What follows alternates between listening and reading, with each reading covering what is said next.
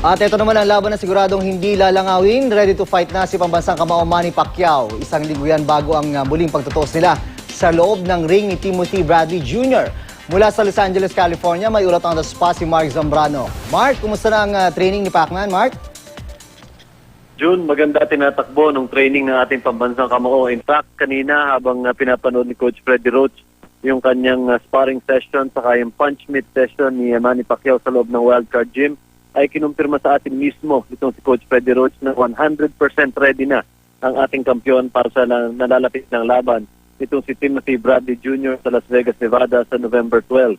Kaninang umaga, June, ay nag-jog ulit itong si Manny Pacquiao dito sa Pan Pacific Park kung saan dinumog na siya ng maraming fans dito nung magtapos yung kanyang run at kinahaponan naman ay doon na nag-umpisa yung mas pinaigting na training sa loob ng Wildcard Gym. Nakausap natin June yung isa sa kanyang mga sparmate si Steve Ford at ikinagulat nito yung lakas at bilis at yung concentration daw, yung mental concentration ng ating pambansang kamao.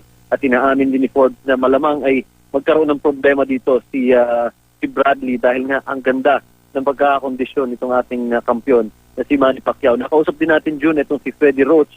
Sinabi niya na hindi siya nag-aalala dun sa dinagdag na muscles at timbang ng mga kalaban ni Manny na si Bradley dahil ayon sa kanya ay sa boxing daw hindi kailangan ng palakihan ng katawan kundi pabilisan.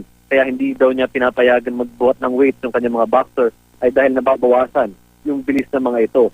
Kanina din June ay dumalaw dito sa Wildcard Gym itong Hollywood actor na si Aaron Eckhart at nakausap din natin siya ng personal at sabi niya ay malaking pag-asa at umaasa siyang mananalo si Manny Pacquiao pagdating sa laban niya dito kay Timothy Bradley sa Las Vegas, Nevada. Yan muna ang latest mula dito sa Los Angeles, June. Maraming salamat, Mark Zambrano.